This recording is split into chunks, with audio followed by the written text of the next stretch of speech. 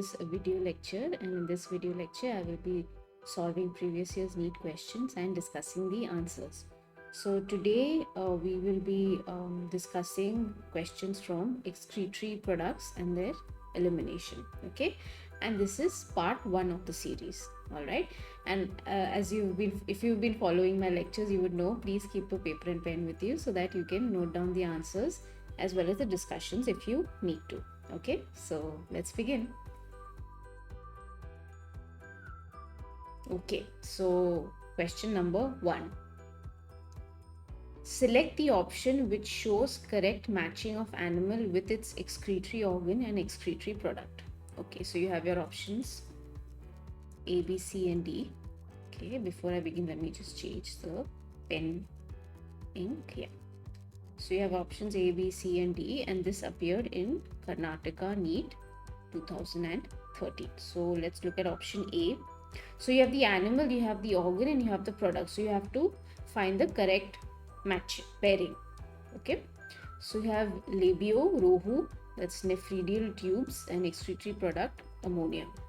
So over here you can see for rohu the organ is incorrect. The product is correct, but the organ is incorrect. So this is not the correct option. B, you have salamander, and you have kidneys and urea.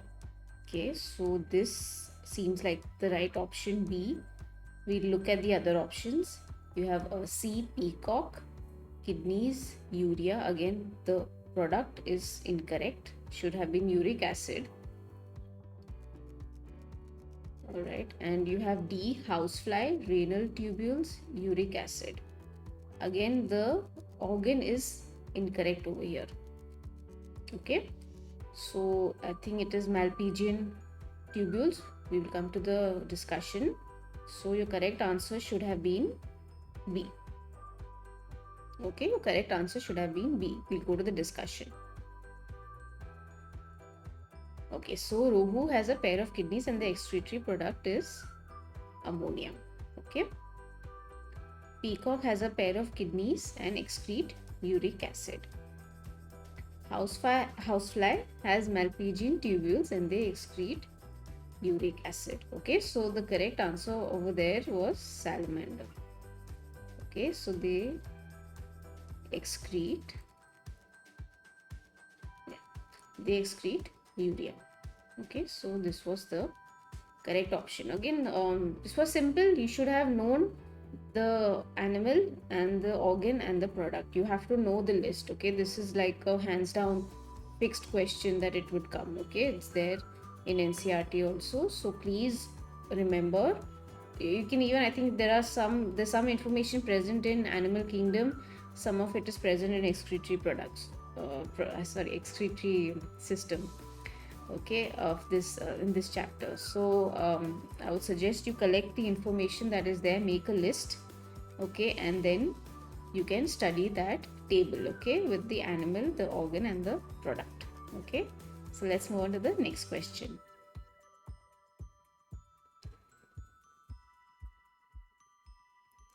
Okay, so question number 2.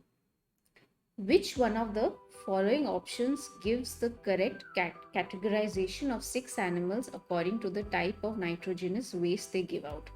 Again, this is a similar question as question number 1. Okay, this appeared in 2012. Again, you need to know the animal name, the kind of product that they are excreting. Okay, so we need to find the which one of the following options give the correct categorization, okay, of the 6 animals. Okay, so you have A, B, C and D. So you have, let's say, a monotelic. So pigeons are not a monotelic. So clearly option A is wrong.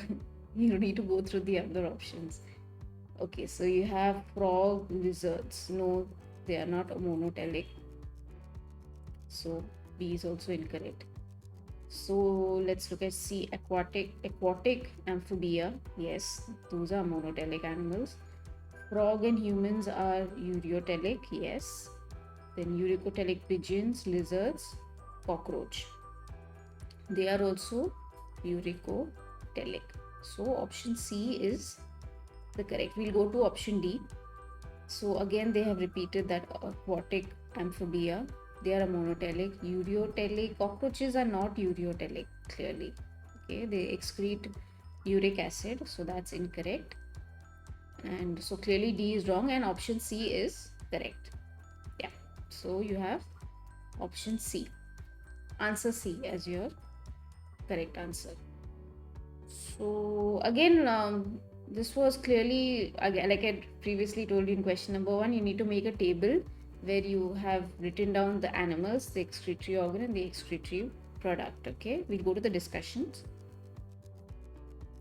So aquatic amphibians excrete ammonia, frogs and humans excrete urea, and pigeon, lizard and cockroach excrete uric acid. Just remember one thing, okay, this is a good hint. Maybe, you know, in case you get stuck, you don't know what to do, you know, you can apply a little bit of logic. So aquatic, whenever there's water involved, like lots of water, like fishes, okay, or aquatic amphibians, there will be excretion of ammonia. Okay, so ammonia will be excreted where there's a lot of water. Okay, ammonia in general is a toxic product. So in our bodies, in humans, or wherever there is urea produced, ammonia is converted to urea, okay, by the method of urea cycle in the livers. Okay, so in the liver, the ammonia is converted to urea, which is a less toxic product than ammonia. Okay, so if for some reason, if the liver was not functioning properly, and what would happen, ammonia would not be able to convert to urea. Okay, so ammonia begins to accumulate in the blood, and that is a very dangerous situation. Okay, so um, humans, they, oh sorry, that sometimes this pen goes crazy. Frogs and humans, they excrete urea. Now uric acid is, it happens or excreted in situations when you want to conserve water. Okay, so you see uric acid, you see pigeons excretion product. Okay, it's quite thick, there's not much water or fluid in it. Okay, so there uric acid is excreted. Okay, and urea is medium. Okay, it's not too much water. So what our kidneys do, they maintain the water levels in our body, and they excrete urea, or the urine that is excreted out which contains urea is done accordingly of the situation. Okay, so this is a good hint. Ammonia is when there's lots of water, uric acid is when there is conservation of water. Okay, and maybe you can, you know, apply a little bit of logic if you get stuck like that. Okay, let's move on to the next question then. I hope this was clear. This answered the question. This was also quite simple. Again, if you remember the table, well and good. That is very good. You can easily answer the questions. Okay, question number 3. Which one of the following characteristics is common both in humans and adult frogs? Okay, and this appeared in 2012. You have your options A, B, C, and D. So common, so what you need to find is the common characteristic. Please remember, please read the questions properly before you answer. Okay, so you have your options A, B, C, and D. A is 4-chambered heart. So that is not a common characteristic between human and frog. Okay, humans have a 4-chambered heart, but frogs, they have a 3-chambered heart. So clearly that is out. Internal fertilization. So internal fertilization does not occur in frogs. It's external fertilization in frogs. That is also out. C, nucleated RBCs. Now nucleated RBCs is present in frogs but not in humans. Okay, we have enucleated RBCs. So clearly C is out.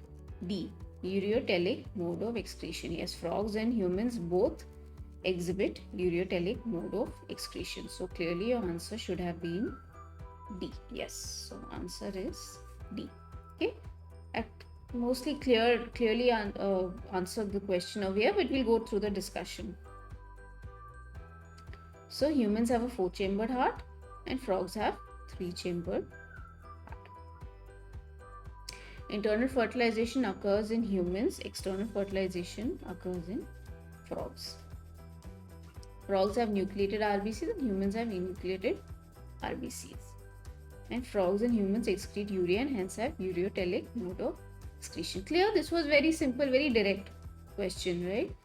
And you needed to know both humans and frogs. Okay, so this is okay. We'll move on to the next question. Okay, we have question number 4. Uricotelic mode of excreting nitrogenous waste is found in, again this is a similar question as the first 3 questions that we've been seeing. This appeared in 2011. So uricotelic mode of excreting nitrogen waste is found in, let's go through our options, A, B, C and D. A, reptiles and birds. Actually yes. Birds and annelids, no. So annelids excrete mostly ammonia, but on land they excrete urea. Okay. C, amphibians and reptiles, no. Insects and amphibians, no. So clearly your answer should be A. Okay, so let's go through the discussion. So reptiles, birds and insects excrete uric acid. You can note this down. Okay, this is a very important piece of information. Amphibians excrete urea and annelids excrete ammonia as their chief excretory product. On land, they excrete urea. Again, these are facts. Okay, you have to remember them. Okay, and apply it in the question. This was very simple. If you knew the facts, you should have been able to answer this correctly. Okay. So yeah, I don't really need to discuss anything further, right? So we'll move on to the next question. Okay, question number 5. The principal nitrogenous excretory compound in humans is synthesized, and you have A, B, C and D. This appeared in 2010. The principal nitrogenous excretory compound in humans is synthesized. Let's go through our options. It'll be simpler. Option A, in kidneys. So synthesized in kidneys? No. First, let's understand which is the principal nitrogenous excretory compound in humans. Which one is it? Starts with U. Urea. Okay. Okay, it is clearly urea. Okay, this is the principal compound that is produced. But it is not synthesized in kidneys, clearly. So A is incorrect. B is also incorrect. Majorly, where is it synthesized? It's synthesized in the liver. Okay, and also eliminated by the same through the bile. No, that is incorrect. It is synthesized in the liver correctly, but eliminated mostly through the kidneys. This is the correct answer. Okay, this is the correct answer. So your answer should be D. This is a good question. Okay, because they've not given you urea. Okay, they've given you principal nitrogenous excretory compounds. That means you are expected to know it's urea. And where is it synthesized? In the liver, but eliminated mostly through the kidneys. Okay, so option D is the correct answer. Let's go through the discussion. Okay, so the principal nitrogenous excretory product is urea and is formed in the liver and excreted through the kidneys. So urea is formed through the ornithine cycle. Okay, so there is a cycle that happens in the liver. It's called the ornithine cycle. Now most medical textbooks don't write ornithine cycle directly. They write it as urea cycle, which is ornithine cycle only. Okay, so it's called ornithine cycle. So please learn it as ornithine cycle. Don't get confused. Sorry. Don't get confused. It is called ornithine cycle. And what this ornithine cycle does is it converts the ammonia to urea. So now deamination of amino acids occurs in the liver. Okay, so deamination, that means breakdown of amino acids is happening in the liver. Okay, and the result of this deamination of amino acids, this breakdown of amino acid, it produces a large amount of ammonia. And I've already told you ammonia is toxic.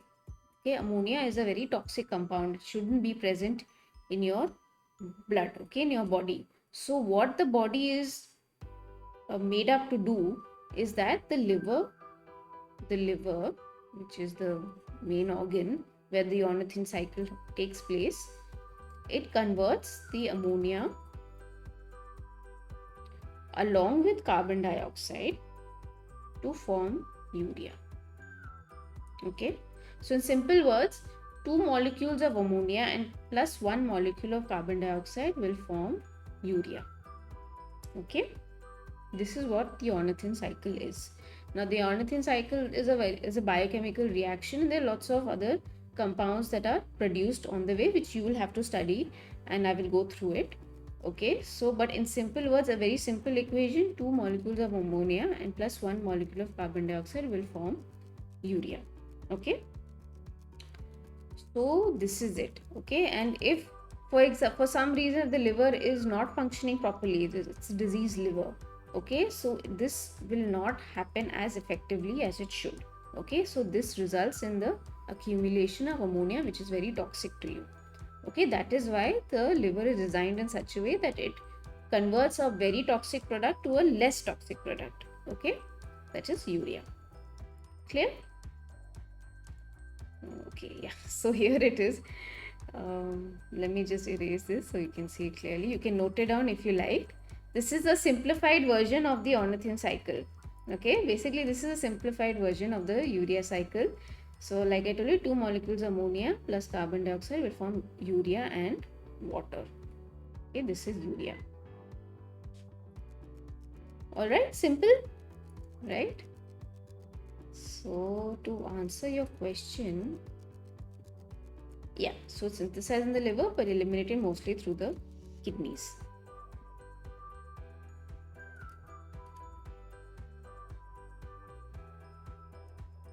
Okay, so here what you have is the ornithine cycle. I would suggest you note it down somewhere and please study this. So you have carbon dioxide and ammonia. They form carbamyl phosphate, which then along with ornithine forms citrulline. So this ornithine is being circulated again and again. Okay, this ornithine is used again and again in this cycle to form urea. Okay, so it forms citrulline. Now this whole process is taking place in the mitochondria of the cell.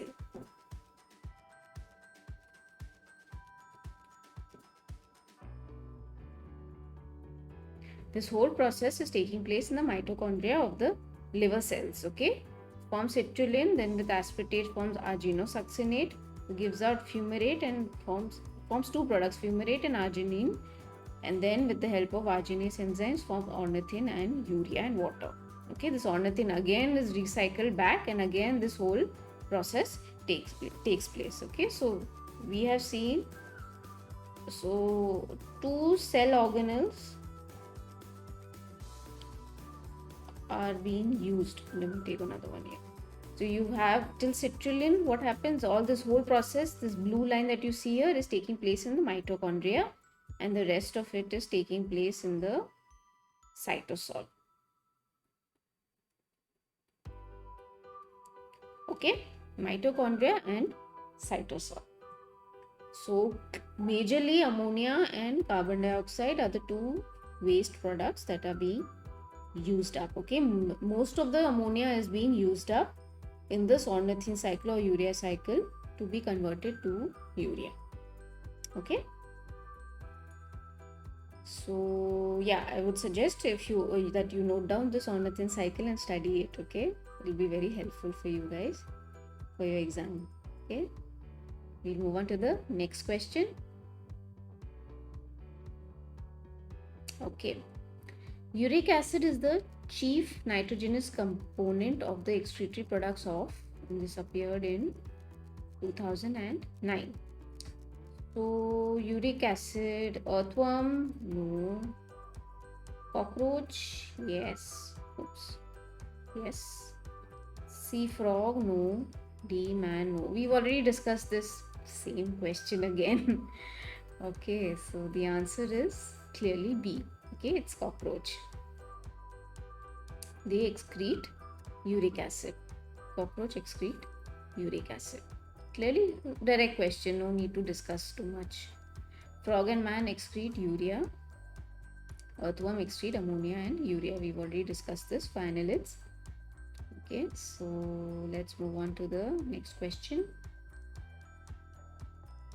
Okay, question number 7.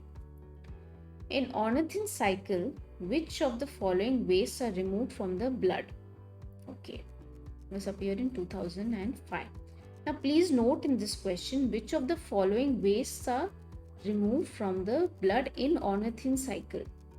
Now urea is also a waste which is eliminated through urine, okay, but it is not removed from the blood as in ornithine cycle. It is produced in the ornithine cycle. So please don't assume that urea is also a waste and it is removed. No, ornithine cycle is used to produce urea. And what it does is it produces urea from ammonia, of course. And what is it using up from the blood? What is it using? What are its reactants? The product is urea. What is the reactant, okay, of the reaction? We've already seen that in the previous way, with 2 molecules of ammonia and 1 molecule of carbon dioxide are used to produce ammonia and water. So which are the waste? Both of them are waste. Ammonia is also waste, very toxic. Carbon dioxide is also waste. It is eliminated from the body. So which is it? Carbon dioxide and urea, no, that's incorrect. Ammonia and urea, no. Carbon dioxide and ammonia, yes. Urea and urine, no, clearly no. So your answer is C. Okay, this is a good question because this, you would get confused. Okay, so urea is also a toxic compound that is eliminated. Yes, it's eliminated, but in the ornithine cycle it is produced. It is then eliminated via the kidneys, okay, which you need to study how the urine formation happens, okay. But it is produced, urea is produced, but carbon dioxide and ammonia are eliminated from the blood, okay. They are waste that are eliminated, removed from the blood, and they are used to produce urea. So it's a win-win situation, right? Urea we anyway need to remove, right? And ammonia and carbon dioxide are toxic, so they are being used to produce urea, which is less toxic than ammonia. So yeah, it's amazing how this whole liver functions. Let's go to the discussion. So ornithine cycle uses carbon dioxide and ammonia to form urea. Hence waste removed from the blood are ammonia and CO2, right? Yeah, so again we come back to the same ornithine cycle. Okay, so this was clear. Just remember that which are the waste products that are removed from the blood. That was the question in ornithine cycle. We are only looking at ornithine cycle. Okay, so don't get confused that urea is also removed. No, urea is produced. Okay, in the ornithine cycle, ammonia and CO2 are removed. Okay, so clear. Let's move on to the next question. Okay, so question number 8. Uricotalism is found in. Okay, you have options A, B, C, and D. This appeared in 2004. So, uricotalism is found in mammals and birds. No. Fish and freshwater protozoans. No. Birds, land reptiles, and insects. Yes. Frogs and toads, no. So clearly it is answer C. Again, let me not repeat this, but I will repeat it to remind you. But yes, uricotalism is where they excrete uric acid. You need to remember the animal, the excretory organ, and the excretory product. Okay, it's a very popular question. Okay, so you need to remember. Let's go to the discussion, but I think it's more or less clear. Uricotalism is found in birds, land reptiles, and insects. Okay, so this was clear. Let's move on to the next question. I won't waste more time. Okay, so question number 9. Conversion of ammonia to urea.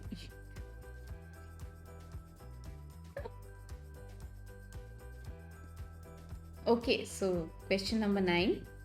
Conversion of ammonia to urea is done by, this appeared in 2000.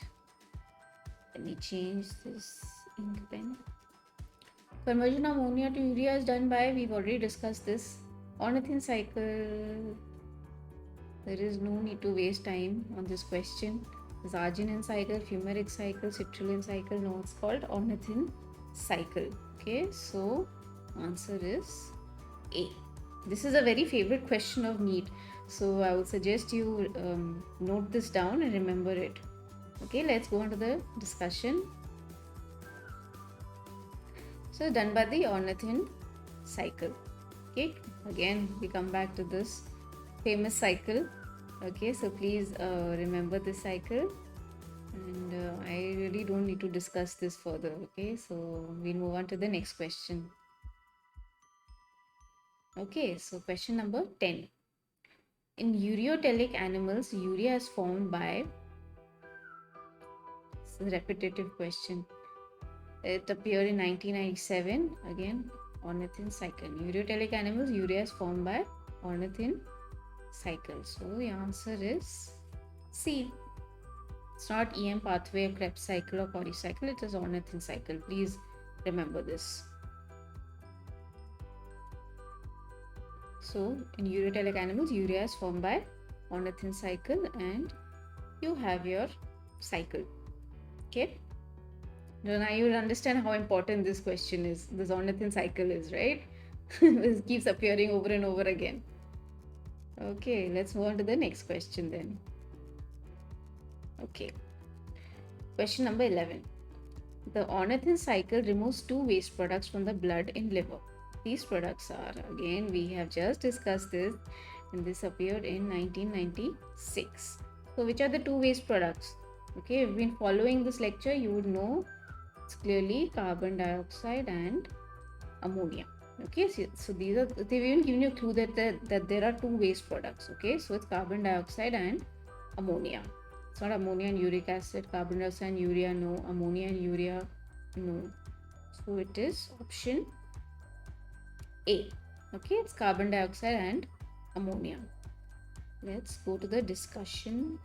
Yeah, it removes, ornithine cycle removes ammonia and CO2 from the blood in liver. Okay, so this is the cycle, okay, that helps in eliminating carbon dioxide and ammonia. Okay, question number 12.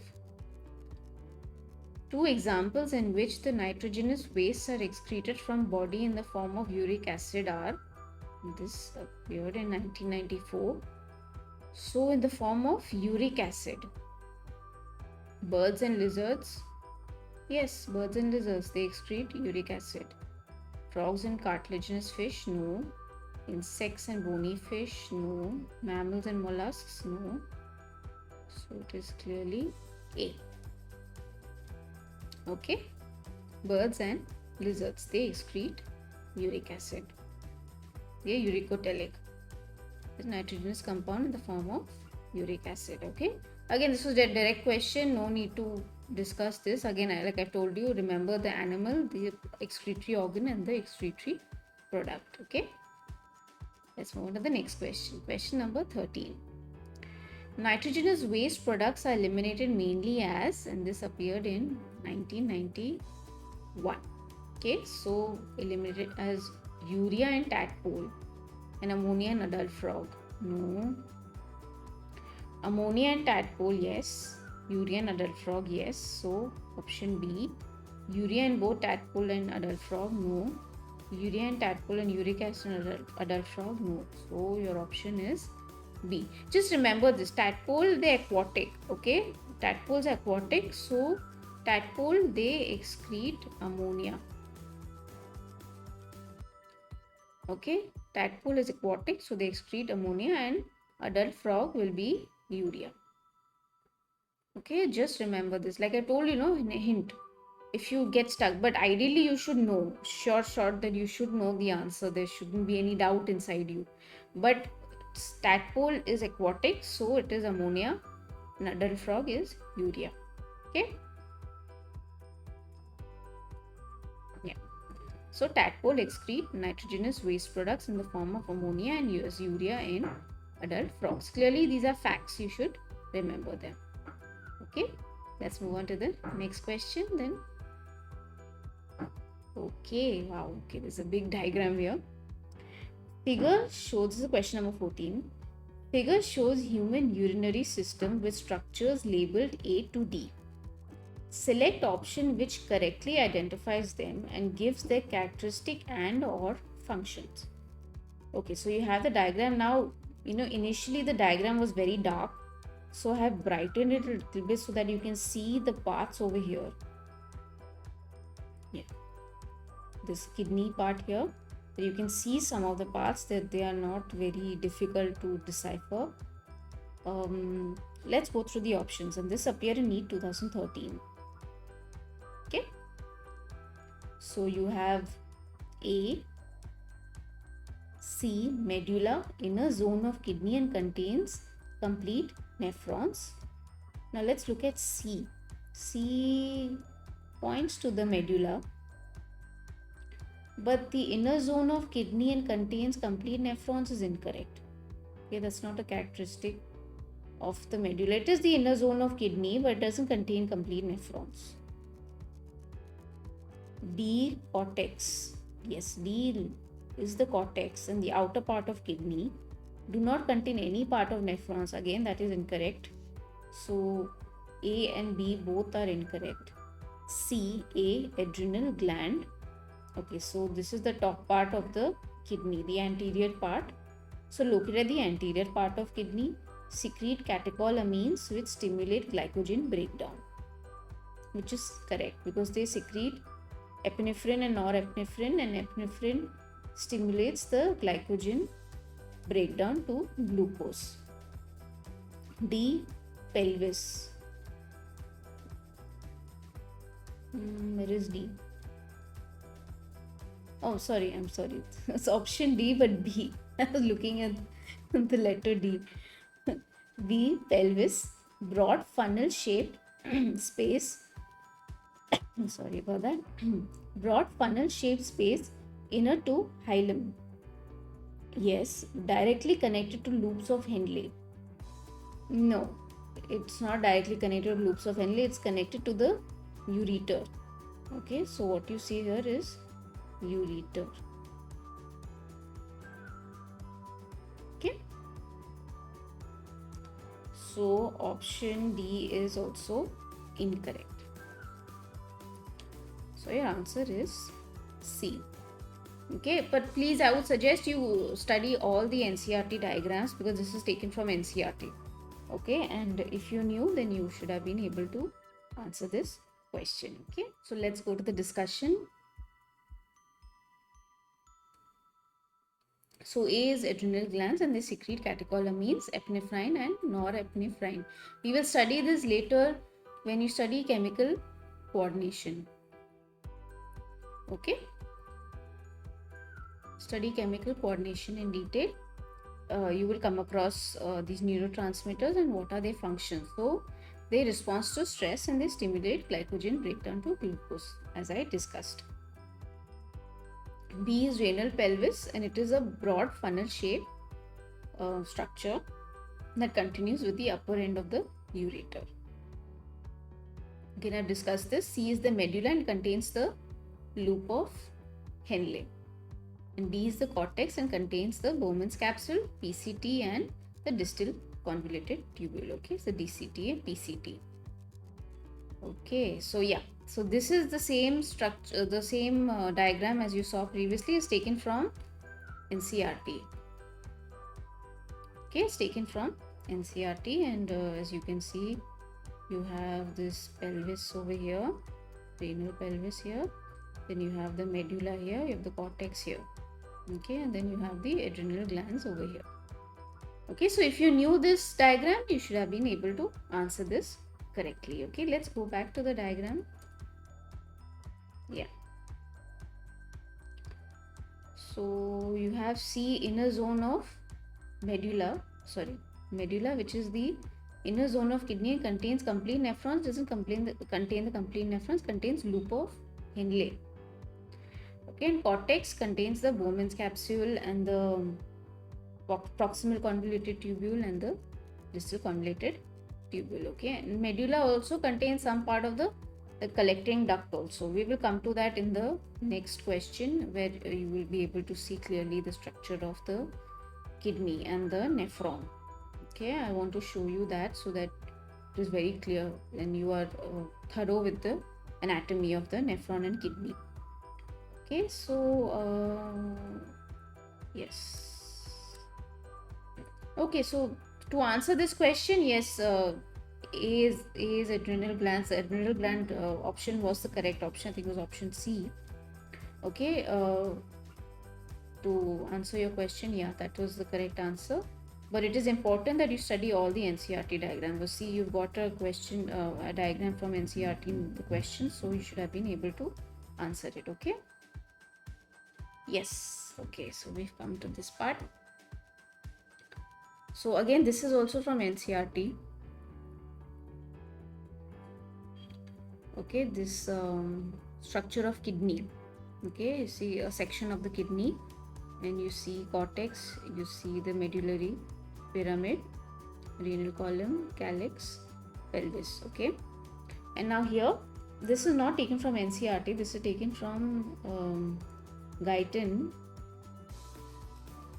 book of medical physiology.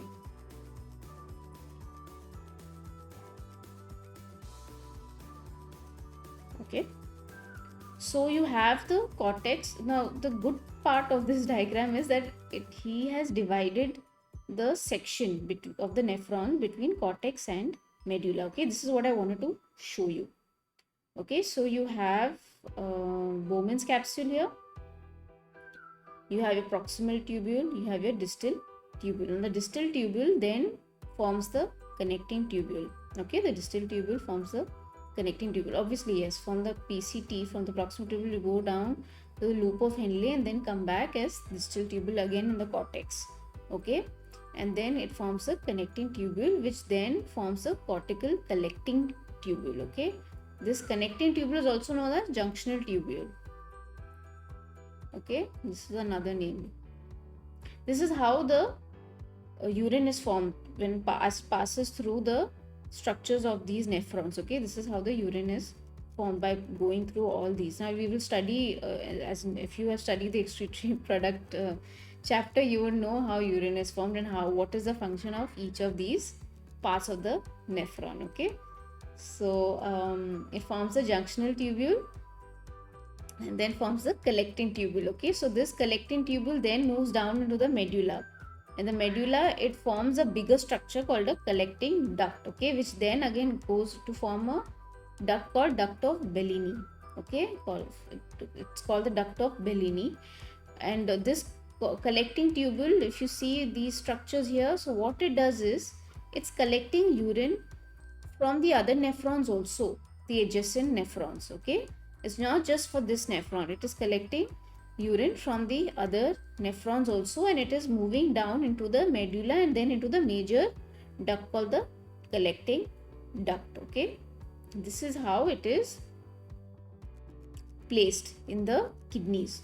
This is how this nephron is placed in the kidneys. Okay, so this is like a demarcation between what is present in the cortex and what is present in the medulla. Okay, this is very important to know what is present in the cortex. If you get a question which part is present in the cortex, which part is present in the medulla, you should be able to answer this clearly. So this question or this diagram gives you a good demarcation between the parts of the nephron. Okay, so you have your Bowman's capsule, you have your PCT, then as you move down you have your loop of Henle, and then you go to the DCT, then you have the connecting tubule, or also called the junctional tubule, and then it goes into the collecting tubules, which forms the collecting duct. So once this urine passes through all these collecting tubules, go into the collecting duct, it then moves into the calyx region. Okay, over here the minor calyx and the major calyx over here, and then into the pelvis area. Where is the renal pelvis area? They have the calyx region over here. It's not very clearly shown in this diagram. You have a minor calyx, you have a major calyx, and then you have the pelvis region, which then moves into the ureters. Okay, this is the flow. Okay, this is the flow. So once urine is formed and the nephron goes into the collecting tubules, like I said, you see these portions here. These portions here are also collecting urine from the adjacent nephrons, going to the collecting ducts and then moving out into the ureter and then into the urinary bladder. Okay, so clear? Yeah, this was a good question. I would give it a smiley face. Yeah, it's a good question. Okay, so you should be able to study, as in you should have known all the parts of the kidney and the nephron, and then be able to answer this question. Okay, let's move on to the next question then. Okay, question number 15. Let me just change this. Yeah. Which one of the following is not a part of renal pyramid? Okay, and this appeared in Means 2011. Now, it's not a part of a renal pyramid. Now we have to understand what is renal pyramid. Where is it located? Now, renal pyramid is located not in Egypt. Okay, bad joke. Renal pyramid is located in the medulla region of the kidney. Okay, renal pyramid is located in the medulla region of the kidney. Okay, so now which of the following is not a part of renal pyramid? Peritubular capillaries. Yeah, peritubular capillaries are interspersed everywhere. Okay, on the nephron, the cortex, and the medulla. So it's not the right answer. A is out. B, convoluted tubules. Yes, so PCT and DCT are located where? In the cortex. So they are not a part of the renal pyramid. Okay. C, collecting ducts. Yes, collecting ducts are also present there. We just saw. D, loop of Henle. Yes. So clearly C and D are out. So which of the following is not a part? Convoluted tubules. Okay. So answer is B. Again, this was a good question. Again, like I told you, you need to understand the anatomy of the kidney and the nephron. Okay, where the nephron is placed on the kidney. Okay, in the kidney. Sorry. Okay, you need to understand that very clearly. Okay, if your concept is clear, you should have been able to answer this question correctly. We will go to the discussion. So it's present in the medulla, like I told you, and is divided into conical shaped masses of tissues. Okay, so convoluted tubules are not a part of renal pyramids. Yes. So this is a good diagram of the kidney. Okay, again this is taken from Guyton, Medical Physiology, Review of Medical Physiology. It's a medical textbook, and you'll come across this when you study MBBS. Okay, so don't think that, oh, I've come up with some very weird textbook. No, you will come across a very common textbook, and all MBBS students and MD students study from this book. Okay, so yeah, so let's look at where the pyramid is. Yes, so here you can see renal pyramid. Here it's clearly in the medulla. You see this dotted line here. Okay, so this is the cortex, and this is the renal medulla. So what you see here, nephron. Okay, this is an interesting diagram because it shows you how the nephron is located in the kidney. Okay, so this is an enlarged version of the nephron. Okay, so what you see here, it's an enlarged version just to show you. So clearly you see the loop of Henle is down there. You see the collecting duct tubules are down in the pyramid. PCT, DCT are on top. That's proximal convoluted. The distal convoluted tubules are in the cortex region. They are clearly not in the pyramid region. Okay, they're clearly not in the pyramid region. So they are here in the cortex region. So that answers your question, right? That convoluted tubules are not present in the renal pyramid. Clearly you can see the diagram. So this is what I wanted to show you, how the nephron is placed in the kidney. So once you visualize it, it is easier for you to remember this. Okay, and I think I've already explained how the fluid is passed. So it goes to the PCT, then it goes into the, okay, where is it? Yeah, over here like this, and then it moves into the loop of Henle, and then it goes into the distal tubule, and then it goes to the connecting tubule. It's also known as junction tubule. This part is the straight part of the tubule. Okay, this is not convoluted. The connecting tubule or the junction tubule is a straight part. Okay, and then this urine formed, at the end it goes into the collecting tubule. Okay, collecting tubule, it is also collecting urine from the adjacent nephrons, moving into the major collecting duct. Okay, it moves into the major collecting duct, and then it goes to the minor calyx over here. Yeah, so this diagram shows you minor calyx, the major calyx. So it demarcates between all the different parts. Okay, so minor calyx and then the major calyx over here, then you have the renal pelvis, the yellow part over here, renal pelvis, and then into the ureter. Okay, the urine then goes into the ureter. Okay, so to answer your question, let's go back. Which of the following is not a part of renal pyramid? Convoluted tubules, like I showed you in the diagram, the kidney. Clearly you can see that. Okay, yeah. So this is a good diagram. It helps you understand, okay, how the nephron is placed in the kidney. Okay, so let's move on to the next question. Question number 16. The basic functional unit of human kidney is, and you have your options A, B, C, and D. This appeared in 1997. You have nephridia, you have Henle's loop, you have nephron, you have D pyramid. So basic functional unit of human kidney clearly is nephron.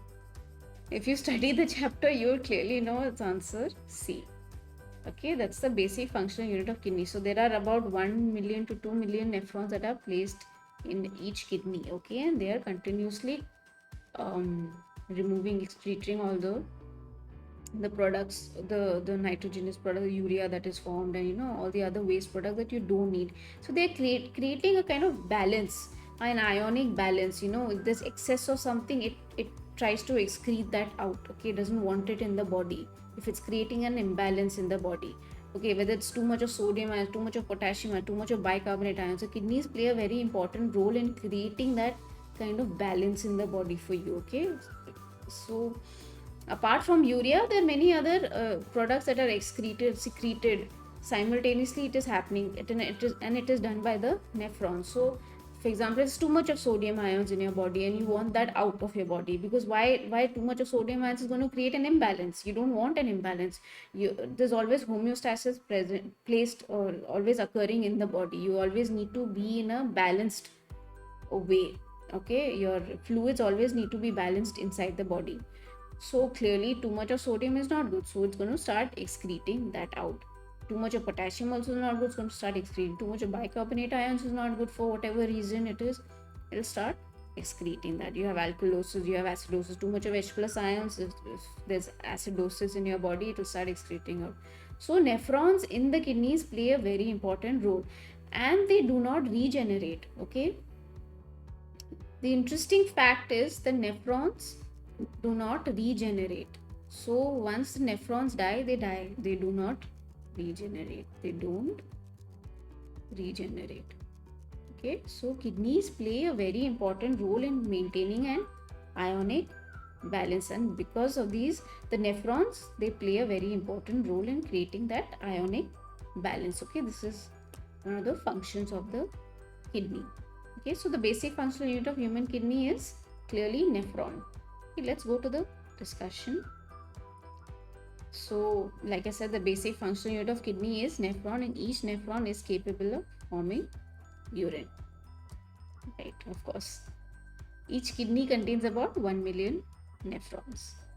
Okay, so yeah, this is it. Like I told you, right, the kidneys need to maintain balance in your fluid balance or ionic balance in your body. Okay, so then it will work accordingly. Apart from urea, yes, it's excreting stuff, it's secreting stuff, ions, in and out, whatever the situation of your body is at that time. Okay, so it comes to the rescue when there is an imbalance, an ionic imbalance in your body.